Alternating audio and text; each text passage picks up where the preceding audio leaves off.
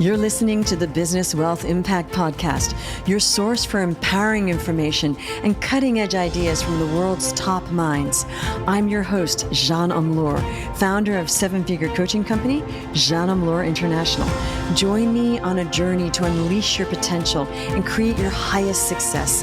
Welcome to Business Wealth Impact.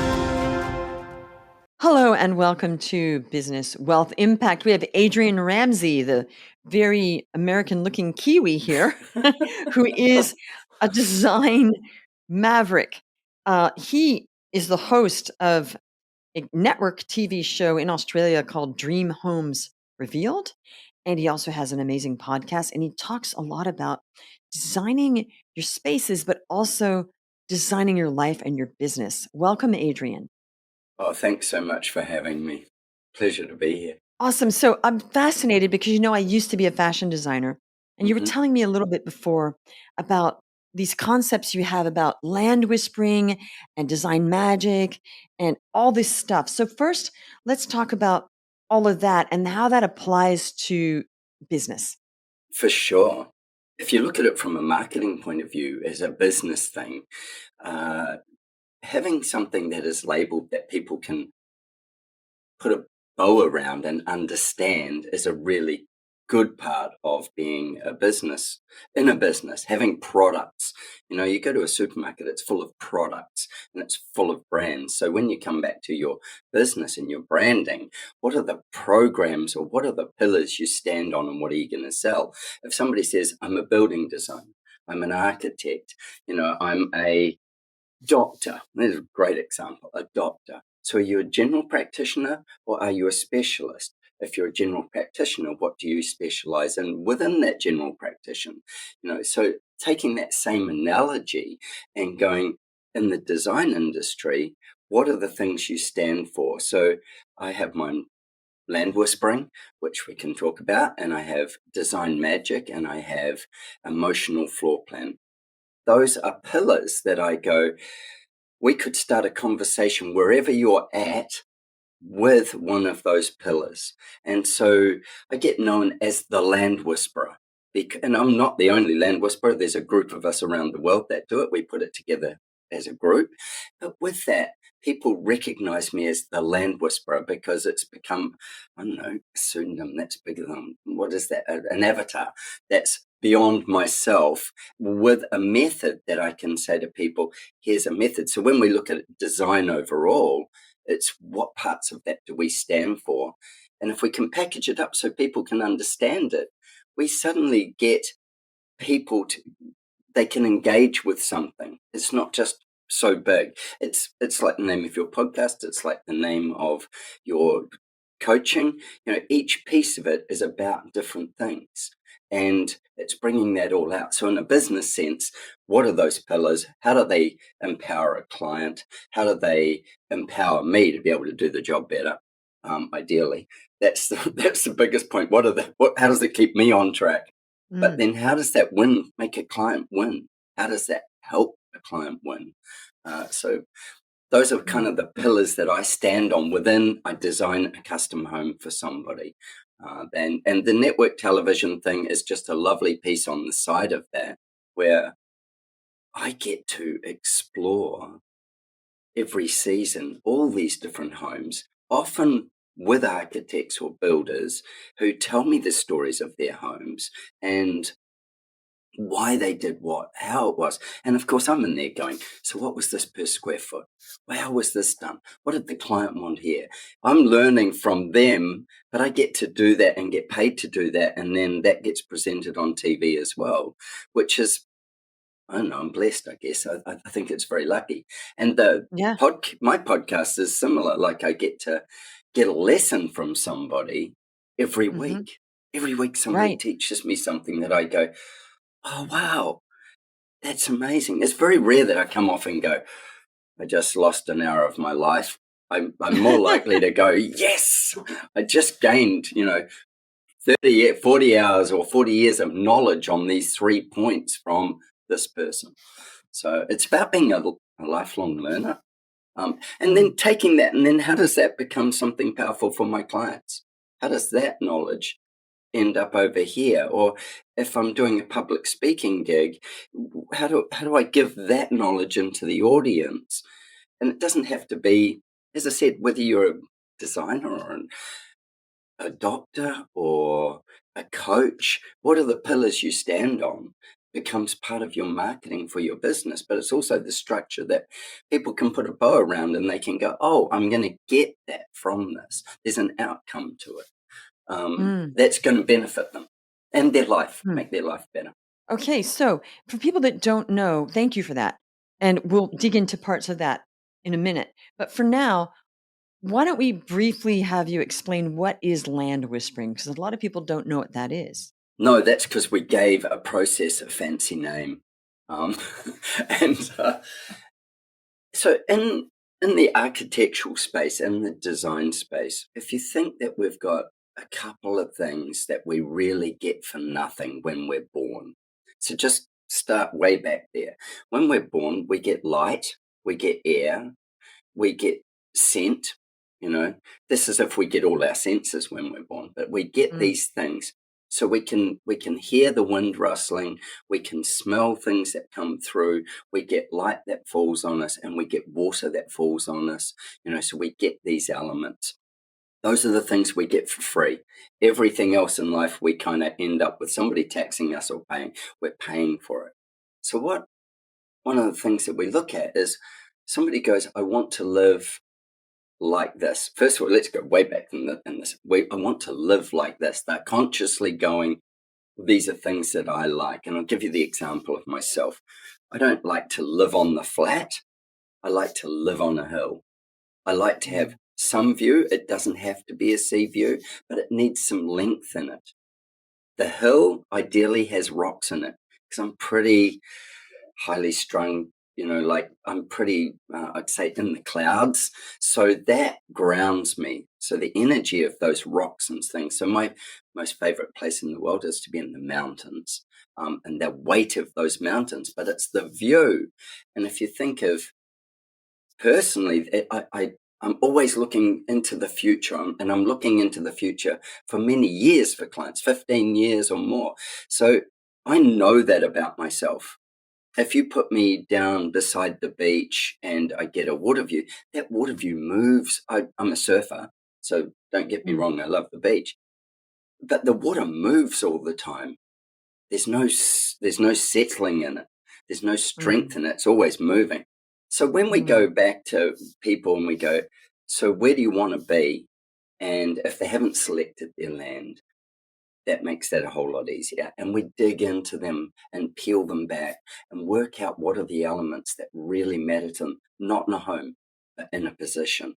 And let's just say that's a hill, and it's got a bit of a slope on it, and it's got maybe some trees around it. How important are the trees to them? What's the distance of vision that's important to them, short or long? Some people need to feel cocoon, other people need to feel expansive. And we might go site hunting with them. So we'll go and mm. look at the property that's on the market. But we have some very specific things that we do with that. Let's just say that's the process we're going through. Otherwise, people already own the site, maybe even own a house on the site. So we'd approach it at different levels where we arrive. When we go site hunting with them, we go to the land. First of all, we visit the land with them, obviously, and have a little bit of a feel and look for what's happening for them on the land. Then we go back and do a deeper dive. And in my deeper dive, I would always start before sunup because I want to see what starts moving where the first birds fly.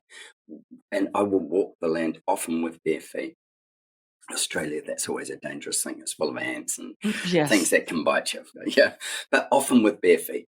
And I want to see where the sun comes from, or even if it's raining, I want to experience it, I want to feel it. And in feeling that piece of land, I've already looked at the municipal overlays that might be across it. So we might have a fire overlay, a flood overlay, a slip overlay. We could have any number, a koala overlay. I had a platypus overlay once.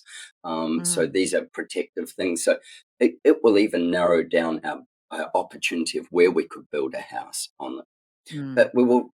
I'll map that, but I'll go walking. And what we're looking for is to get really centered and very sort of meditative, but I would call it using your alpha brain. So I don't know whether Mhm, you've ever come across it, the mhm, silver method of mind control.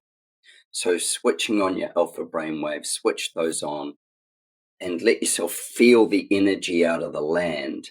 Now, dogs and the children would be another example. They gravitate to certain parts of the land because they're very just raw and connected. Women are probably more intuitive than men with this, where they start to feel safe, where they can feel it themselves.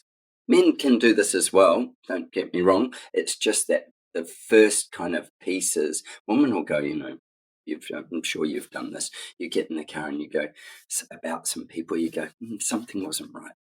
Something's mm, not right, and somebody says to you, well, what was wrong with you? You go, I don't know, but something's not right. You can feel it. Well, land's the same. You start mm, walking around on land and you ask the land to talk to you, and it will start to guide you. It sounds all a bit woo woo, but it will start to guide you to where feels really magnetic and the energy is in the land. mm. And we could get really woo woo, and I could tell you all sorts of things about actual geopathics, energy lines in the land and all the rest. Let's not go down that track too far. Yeah. It's about finding those places that feel magic. And I'll give you a Mhm, little example of this. A friend of mine, a builder, and I was telling him, we were talking about land whispering, and he just bought a property, fair bit of land. And I said to him, so where are you going to build the house? And he said, oh, well, we're parking our caravan on the spot and we're hanging out here and all the rest. And he said, we've put this kind of fire pit in and all the rest. And I'm like, yeah, cool. And he goes, that's where we're building the house. And I said, this was me being a smarter. So I said, are you going to build the laundry there or the living room? And mm, he kind of looked at me like, what are you doing? And I said, well, which part of the house are you going to put there? And he was like, "Oh, I don't know, but the house has got to sit right there." And I said, "It's a really famous architect, Frank Lloyd Wright. Those people who have heard of mm, him." And he said, "You build adjacent to the magic. You build adjacent to the spot so that you keep it." And I said to mm, him, "So his name's Dwayne. Dwayne, what would happen if we pulled your house back and retained that area where all the family moments are happening, where all these things are mm, happening? That's where the energy is. Let's keep it. We don't need to put a house on mm, it. We just need to keep that piece of energy. And we need to enhance that piece of energy and make it our community space, make it our family space." And he mm. was like, "Oh," he said, "we would have built the house right on top of it." That would've been terrible. Yeah. There's a simple piece of land whispering. Right. Okay. Well, thanks for taking us through that. I'd never heard that before. So, Adrian, have you consciously designed your business, or did it just happen like most people that, this happened and that happened? Or do you actually apply? Because, a lot of designers and artists and all that, and even like judges, they'll take I have a client who's a judge, Mhm. SOP for decision making, and we created a coaching business out of that. So we designed what he knew and created a coaching business. So has how you built your business, I mean, there was a bit of luck involved because you got that show. God bless. It took me 20 years to get the show. That's right. Okay. And I'm kidding because they saw your house and they thought it was amazing. Yeah. Okay. And I know it was really hard to get. So, is there a conscious designing of your business Yes. based on principles, or did it just happen? And if so, can you briefly take us through Mhm. how can people, not just how you did it, but how can people actually design their business and their lives with steps? Mhm. Sure. I mean, I've fallen down every step, so, I think I've got a bit of history on how that works. I, started out as a fashion designer and, worked Like in. me. Yeah, exactly. Mm, And, I'm dyslexic, so I don't love writing, and I'm also, got a dose of, ADHD as well. So task-driven things are not, I wouldn't say hard. Task-driven things, distraction is easy. mm, So with being first of all, the dyslexic part. From school, I was like, you'll never be able to do anything. My marks weren't great, except for art. Art was like an A. And I wanted to be an architect when I was at school. And I couldn't get into university. You had to have certain grades of marks to get into university. You couldn't pay your way in. Not that I could have afforded to, and my parents could have afforded to, but you couldn't pay your way in or anything like that. Mm, So I kind of mm, shelved that dream and went into fashion design. And there was mm. nobody who trained you in fashion design. You got a job in fashion design or in fashion. Excuse me, I was trained. I went to college for fashion design. There was no college when I did it. So you just got into it. Great. Yep. Okay. There was no college. You Mm. couldn't go to a fashion design college in New Zealand. There wasn't Ah. one. You could get an apprenticeship maybe as a tailor. Nobody was Mm. hiring for apprenticeships, but that would have been it. Otherwise, you would have gone and worked with somebody in their studio and learnt from that. That was your only way into the Mm. industry. And Mhm. so I taught myself fashion design essentially, and I did lots of things where I would go and find a way, pull garments apart, look at how things were. So I became a swimwear specialist, a women's swimwear specialist. So I would be constantly pulling apart bras and things like that to understand the mechanisms that made them work. And then how Mm. could you simplify that for swimwear? Because you're not quite doing the same job. So those kinds of things. And then I always had this thing of wanting to design houses. So I'd buy houses and renovate them and flip them and stuff. Um, but I ended up making a whole career out of fashion, working for people. I did little bits of my own label stuff, but really just doing, working through into the corporate world of fashion until I ended up being the design lead or design director for New Zealand's biggest clothing company. And in that, What was that clothing? it was called Canterbury of New Zealand. Oh, And wow. they're a sportswear brand. So I went from women's wear in England and stuff like that to swimwear Mhm. to Mm. sportswear. And they did, if you know anything about rugby, they were the world's rugby Mm. brand. They were Got the it. world's rugby brand. And so we worked with all these elite athletes and got more and more technical about the design of the clothing. So if you just look at that and you go, how do you take those? Those were my learning lessons. I left that company. I went and set up design for them in Europe for them Mhm. in England. And then I left that company. And when I came back I decided not to go back to New Zealand. I came to Australia. And when I did that, I went, okay, I would really love to do something with the design architecture thing.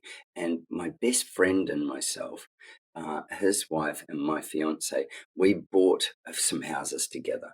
And so we flipped those houses. That became kind Mm. of my business. And from doing that, I got to use all the design skills I'd used for years, as well as uh, putting them into the build structure. And that got people when we were flipping those houses, that got people asking, who designed it? What happened? All this stuff. Mm. And so then that kicked off my business. So when you say by accident, it wasn't by accident, but it wasn't purely by design either. No, no, of course. Can I ask a question? Yeah. So how can people so it sounds to me when you're telling your story, which is fascinating, it sounds to me like you meandered through things like I did, actually, because I did not design my life. It just things happened. I moved from it sounds kind of like we had this journey. So I don't think there's any real insight on people like copying what you did or modeling that, right? I think there is a little. What it is What is that? What's that thing? if you come back to you want to do something with your life, you want an outcome. So go back to when I wanted at school to be an architect. Mm, That wasn't available. Had I had the guidance and somebody had said to me, do you know what? Go and get a building apprenticeship. mm. Go and start in the industry. Adrian, I'm a little confused about the message though. Like, what's the message? How can we it sounds to me again like you had this fascinating life and you meandered from one thing and you got into stuff, you're really talented, and then that led to another thing and then led to another thing, and then you took that opportunity and then you went to Australia, that led to another thing. So it sounds to me again like what's the how can we replicate your success is what I'm trying to say. Is it just seize the moment, follow your dreams? I mean, what's the message? Have the bigger picture, like you've got the thing that you're really interested in, and make sure that everything that you do points towards where you're trying to get to. So don't go and be a clothes designer when you should be in the building industry if you want to be an architect. Don't go and be on TV if you want to be end up being an architect. You know that unless it's a design show, unless it's a show about those skills. So build the skill set, build it level by level by level. So I started building the design skill set 20 something years ago, and I had to make some really deliberate decisions because I had to, make an income from it, and started with going, okay, these are the elements I can do. What kind of training do I need to be legally allowed to do them? And then layering those in because there's Mm, overlays and things like that. And at what level can I do it? Because I wasn't going to go and study at university for 5 years mhm, whilst I was bringing up a family and doing all those things. That wasn't an option. So then it was mhm, like, how can I do this on my feet? And that's a little bit more me than everybody else. And I wouldn't say to everybody else, do that. I'd say, go and get your education points that you can get, mhm. then step off those because you'll do it faster. Right, okay, so the lesson is you don't have to go to university or college to do what you wanna do because you can merely learn from experience if you wish, because it sounds like you figured out how to do what an architect does without having Hmm. basically the studies of which is amazing. That's the Hmm. lesson here, and also fashion design. And also, constantly with the architectural one, I constantly in education with Mm, my podcast. But not only that, I go to conferences, and well, when I say conferences, often design conferences. So not just lectures, but design conferences where I'm with groups of architects and I travel with them. I look at what they're doing. They talk to me as if I'm an architect. I have to say to them, I didn't mm, study. So tell me what I'm not seeing. Tell me what I'm doing. And so that's the other part, is being really open to learning from those people and then being able to filter that and go, that's a lesson I can carry forward. To the point these days, I get asked to critique other friends of mine's work who are mm, architects and they've studied you know, and they will critique my work for me. mm, That's another thing. And then the isolation in business as well is another thing. So most architectural firms are 2 to 5 people. That's the size. mm, Who's teaching people? So whether you're an architect or whatever you are, who are you surrounded by that keeps you real? Who's going to call you on mm, something? So you're a coach. So you mm, surround yourself with other people, that you coach, but then other coaches that you go, oh, that's a good learning, or that's a good way. Yeah, Oh, 100%. I mean, we need coaches, mentors, friends that are smart. That's what I yeah, say. yeah. Yeah, Who's that circle? Make sure you build that. right. So it sounds to me like you designed your life is really gaining knowledge as you go from other people Hmm. rather than saying, I have to go study this to be good at this and really learning. Because you even said it at the beginning of the show that you have a podcast every week and you're Hmm. learning from it every week. So that's Hmm. awesome. So the lesson for me, am I right, is just absorb knowledge from people and situations if you aren't in a situation to be able to take years off to study something and stop your life while you study is you're absorbing as you go and developing as you go from other people around you and you got the same result.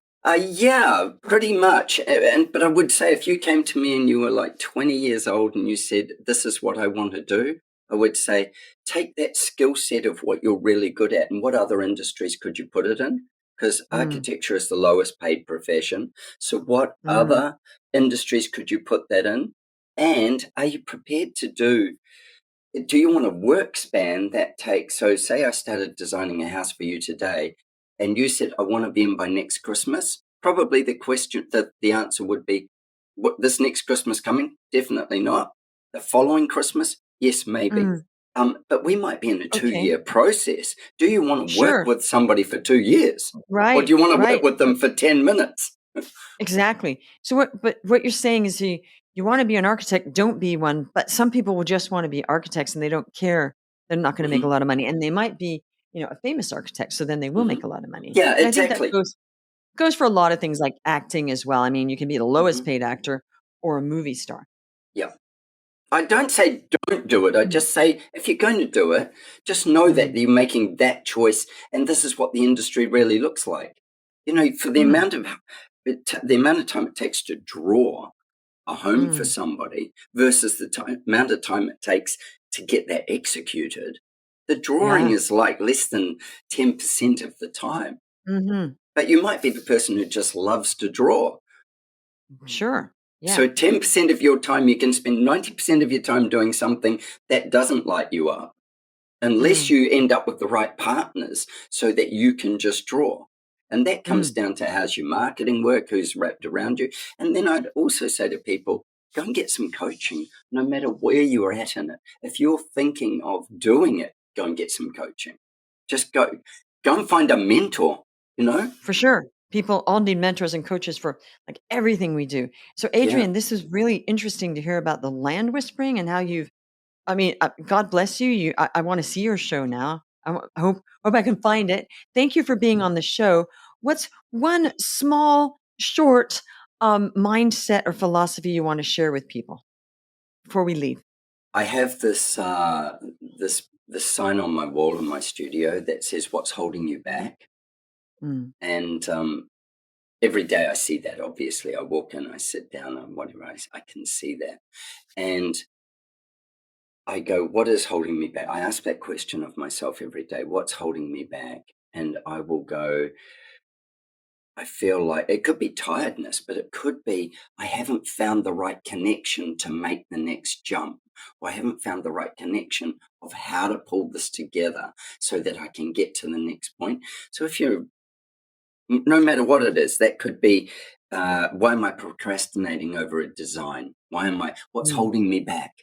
What's the piece I'm, So, the message is that we should ask ourselves every day, what's holding me back? Is that it? yep, Good. I love it. from my dream. There's my dream. What's holding me back? And is it Mm, knowledge? Is it money? Is it time? What is it? And how am I going to solve those resources or that resource to get me to the next step of my dream? So having a goal, having a dream, a goal, and an action plan. And then what's holding me back from taking that next step? Am I just too scared? mm. Words to live by. Thank you again for sharing your lovely energy on the show. And thank you for listening. If you enjoyed this, please write a review wherever you heard it. And we'll see you on the next show. Take care. You're listening to the Business Wealth Impact Podcast, your source for empowering information and cutting edge ideas from the world's top minds. I'm your host, Jeanne Amlour, founder of seven-figure coaching company, Jeanne Amlour International. Join me on a journey to unleash your potential and create your highest success.